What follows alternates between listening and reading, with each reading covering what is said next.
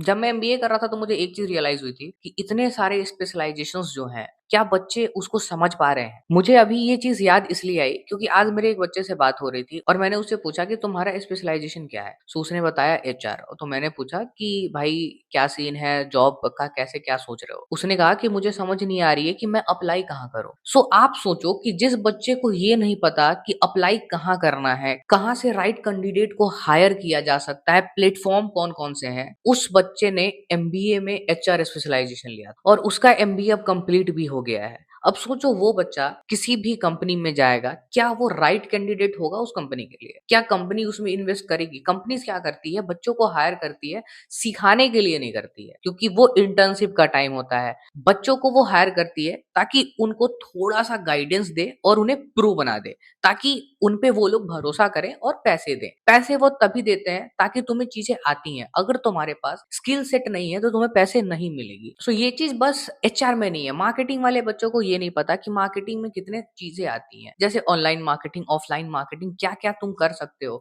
एक मिथ बना हुआ है कि मार्केटिंग मीन्स क्या है, सेल्स, एचआर मीन्स क्या है, हायरिंग। बट भाई किताब से निकलो यार, किताब से बड़ी दुनिया है। अभी जो हम एआई बना रहे हैं उसका एक पर्पस है कि हर बच्चे को सही गाइडेंस मिलेगी। सही गाइडेंस मतलब उसे पता होगा कि क्या क्या चीजें मार्केट में अवेलेबल है और दुनिया में चलती है।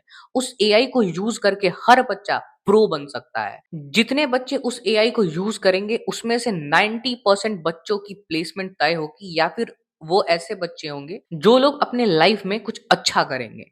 क्योंकि अभी के टाइम में अगर तुम्हें एआई नहीं आता है तो तुम कुछ भी नहीं कर पाओगे, क्योंकि आने वाले टाइम में से लोग कहते हैं कि एआई जॉब खा जाए। लेकिन एआई जॉब क्यों खाएगा? तुम्हें पता है, अगर तुम्हें एआई आता है तो वो जॉब तुम्हें मिल जाएगी। सो एआई जॉब खाएगा नहीं, एआई जॉब्स क्रिएट करेगा।